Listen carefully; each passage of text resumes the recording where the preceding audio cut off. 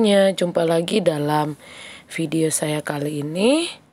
Masih tetap dalam tugas CGP Angkatan 7, masuk dalam modul 2.2 A.8, koneksi antar modul, yang merefleksikan pengetahuan 3S, yaitu sebelum, selama, dan sesudah. Jadi ketika sudah mempelajari modul 2.1 baik dalam Rukol dan di LMS, maka saya akan merefleksikan pengetahuan sebelum modul 2.2, selama modul 2.2, dan sesudah modul 2.2. Baik, dalam refleksi kali ini ada pertanyaan pemantik. Ada dua, yaitu yang pertama, apa kesimpulan tentang perubahan pengetahuan keterampilan? Sikap sebagai pemimpin pembelajaran setelah mempelajari pembelajaran sosial dan emosional atau disingkat dengan PSE. Lalu yang kedua, apa kaitannya pembelajaran sosial dan emosional yang telah dipelajari dengan modul-modul sebelumnya? Jadi ini adalah dua pertanyaan pemantik yang akan saya bahas di dalam video kali ini. Baik, kita masuk dalam perubahan sebelum dan sesudah mempelajari modul ini. Nah, tetapi ada 3 pertanyaan pengalaman. Yang pertama, sebelum mempelajari modul ini saya berpikir bahwa seperti apa, sehingga menjadi apa, dan setelah mempelajari modul ini ternyata saya. Ini menjadi pertanyaan pengalaman. Yang kedua, 3 hal mendasar dan penting yang saya pelajari. Dan yang ketiga, perubahan yang akan saya terapkan di kelas dan di sekolah.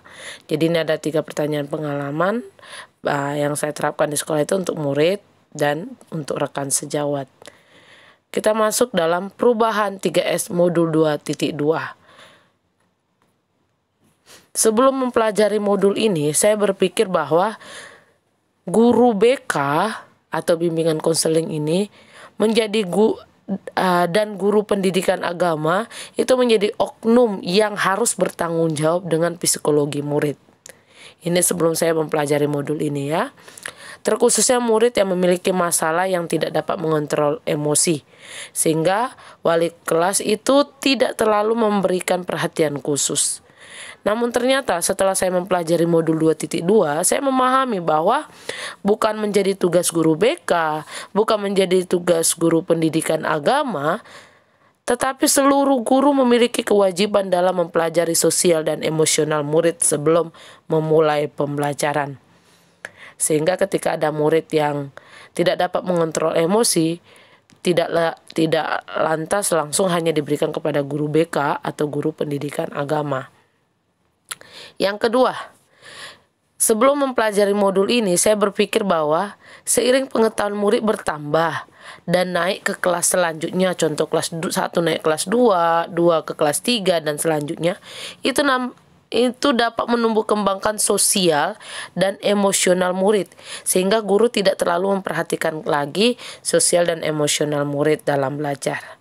Namun setelah saya mempelajari modul ini, banyak pengetahuan yang saya dapatkan bahwa lama belajarnya murid, banyaknya pengetahuan yang murid miliki bukan berarti menjadi tolak ukur jaminan bahwa murid itu memiliki sosial dan emosional yang baik. Lalu yang ketiga, pembelajaran sosial emosional. Nah, yang sebelum saya mempelajari modul ini, saya berpikir bahwa pembelajaran sosial dan emosional ini hanya dipelajari oleh guru BK atau guru agama, sehingga terciptanya insan yang berkarakter. Ternyata ketika saya sudah mempelajari modul PSE ini atau pembelajaran sosial dan emosional, ternyata saya juga harus mempelajari meskipun saya sebagai guru kelas. Dan seluruh guru dan murid-murid serta seluruh yang terlibat juga sama-sama belajar akan pemahaman PSE ini. Jadi ini adalah perubahan 3S dalam modul 2.2. Nah, 3 hal yang mendasar dalam pentingnya saya pelajari, yaitu berkaitan dengan kebutuhan belajar dan lingkungan yang aman, nyaman untuk memfasilitas seluruh individu di sekolah, agar dapat meningkatkan kompetensi akademik maupun kesejahteraan psikologis. 3 hal mendasar yang penting saya pelajari adalah yang pertama, KSE atau kompetensi sosial emosional. Kompetensi sosial emosional. Nah, di dalam KSE ini terdapat 5 yang harusnya dikembangkan oleh guru, murid, dan seluruh warga sekolah. Apa saja ini? Nah, nanti kita akan pelajari. Yang kedua, kesadaran penuh dan well-being.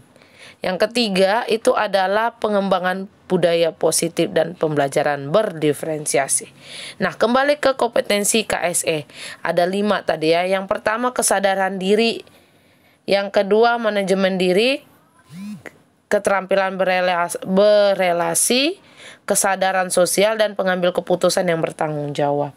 Nah, berbicara tentang kesadaran diri ini adalah kemampuan untuk memahami perasaan, emosi atau emosional, dan nilai-nilai diri sendiri, dan bagaimana pengaruhnya pada perilaku diri dalam berbagai situasi dan konteks kehidupan.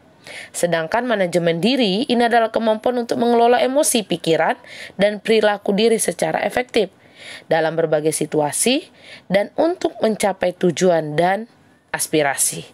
Sedangkan kesadaran sosial ini adalah kemampuan untuk memahami sudut pandang dan dapat berempati dengan orang lain, termasuk mereka yang berasal dari latar belakang, budaya, dan konteks yang berbeda-beda. Sedangkan keterampilan berelasi ini adalah kemampuan untuk membangun dan mempertahankan hubungan-hubungan yang sehat dan suportif terhadap yang lain.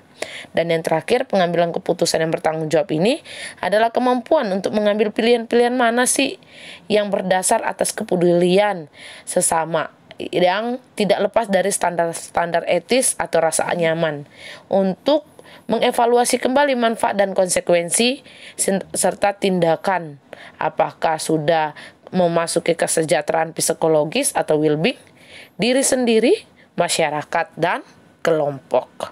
Baik, kita berbicara tentang, lalu kita masuk dalam kesadaran penuh atau well-being. Ini yang menjadi yang kedua dasar yang penting dipelajari. Nah, berbicara tentang well-being atau kesadaran penuh, ini dapat diartikan sebagai kesadaran yang memang sengaja sadar dalam kondisi sekarang yang dilandasi dengan rasa ingin tahu, tapi ingin tahunya tanpa menghakimi, dan memiliki kebaikan yang sebenarnya telah ada di dalam diri manusia sendiri secara alamiah ya. Nah, kesadaran penuh ini juga menjadi dasar dalam penguatan 5 kompetensi sosial emosional. Kesadaran penuh dapat membantu, melatih, bahkan fokus, sehingga anak-anak ini mendapatkan kebutuhan dasar yang dapat mengelola dirinya dan meningkatkan pembelajaran praktik kesadaran penuh dengan teknik stop. Nah, jadi teknik stop ini menjadi salah satu teknik yang dapat digunakan. Stop, S-nya adalah stop ini, S, stop, T, take a breath, observasi, dan proses. Jadi berhenti sejenak, ambil nafas, aman, dan selesai lanjutkan. Jadi ini menjadi salah satu teknik dalam praktik kesadaran penuh. Nah, teknik body scanning atau meditasi ini menjadi pembinaan tubuh atau salah satu teknik meditasi yang membantu anak-anak untuk lebih waspada dalam keadaan diri. Lalu well-being, kesejahteraan psikologis. Ini adalah kondisi individu yang memiliki sikap yang positif. Jadi well-being ini atau kesejahteraan psikologis ini menjadi hal yang perlu diperhatikan, karena dapat membuat keputusan dan mengatur tingkah lakunya sendiri, dapat memenuhi kebutuhan dirinya dengan menciptakan dan mengelola lingkungan dengan baik, memiliki tujuan hidup dan membuat hidup mereka lebih bermakna, serta berusaha mengeksplor dan mengembangkan diri. Nah, penerapan PSE ini akan berbasis dengan kesadaran penuh secara terhubung, terorganisasi, aktif, fokus, dan eksplisit, dapat mendukung terwujudnya well-being. Nah, kelima kompetensi sosial emosional ini sudah disebutkan ya dalam kesejahteraan psikologi atau well-being pada murid, yaitu kesadaran diri, pengelolaan diri, keputusan yang bertanggung jawab, keterampilan sosial, dan kesadaran sosial. Ini menjadi kompetensi dalam well-being. Lalu kita masuk dalam pengembangan budaya positif dan pembelajaran berdiferensiasi. Terkait dengan modul ini, dalam mengupayakan pemenuhan kebutuhan belajar dan lingkungan yang aman dan nyaman, maka pengembangan budaya positif dan penerapan pembelajaran yang berdiferensiasi ini menjadi hal yang sangat penting dapat dilakukan. Mengapa? Karena budaya positif berupa disiplin positif, keyakinan kelas, dengan pemahaman 5 posisi kontrol dan upaya restitusi dalam penanganan siswa sehingga mampu menciptakan lingkungan sekolah yang aman dan nyaman bagi murid untuk belajar. Segenap warga sekolah perlu mengembangkan budaya positif ini tentunya. Dalam upaya pemenuhan kebutuhan belajar murid, pembelajaran berdiferensiasi juga sangat penting dipelajari dan dikembangkan di sekolah. Ketika guru contohnya dapat menerapkan proses pembelajaran ini, maka seluruh kebutuhan siswa, baik itu kesiapan belajar, minat murid, dan profil belajar murid dapat dipenuhi, dapat diakomodasi, sehingga siswa dapat merasakan bahwa pembelajaran itu bukanlah sebuah keterpaksaan, tetapi mereka dapat mengikuti pembelajaran dengan minat mereka. Jadi siswa menjadi lebih maksimal dalam melakukan sebuah proses pembelajaran karena siswa tidak merasakan keterpaksaan, tapi mereka merasakan kenyamanan dan secara psikologis siswa juga akan terjamin. Ini 2, budaya positif dan upaya restitusi. Baik. Nah, ketika sudah mempelajari ini, maka penerapan di kelas di sekolah, baik bagi murid dan teman sejawat. Yang pertama, berkaitan dengan 3 hal mendasar yang penting di atas tadi, perubahan yang akan saya terapkan di kelas adalah, di sekolah, baik kepada murid di kelas adalah, saya akan membuat penerapan KSE terintegrasi pada konten serta strategi. Jadi dalam RPP saya akan mencoba memasukkan dasar-dasar pembelajaran sosial dan emosional.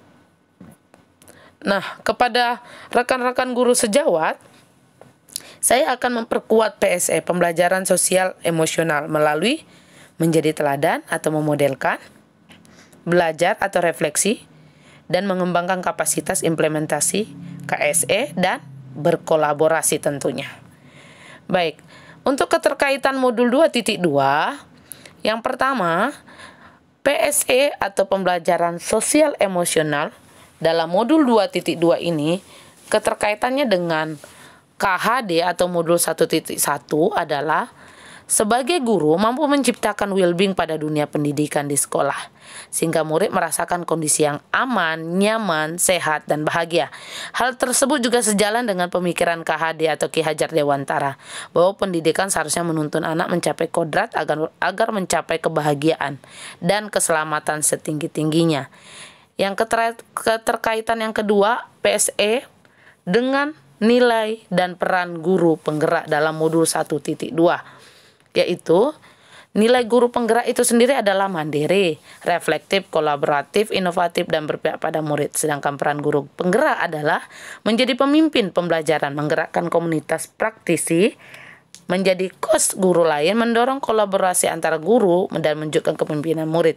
Keterkaitan nilai dan peran guru penggerak dalam PSE adalah mewujudkan kemandirian murid yang terwujud dengan adanya pembelajaran yang berpihak pada murid sehingga mampu mengelola sosial dan emosional. Lalu yang ketiga, keterkaitannya adalah dengan guru penggerak, visi misinya. Nah, di modul 1.3.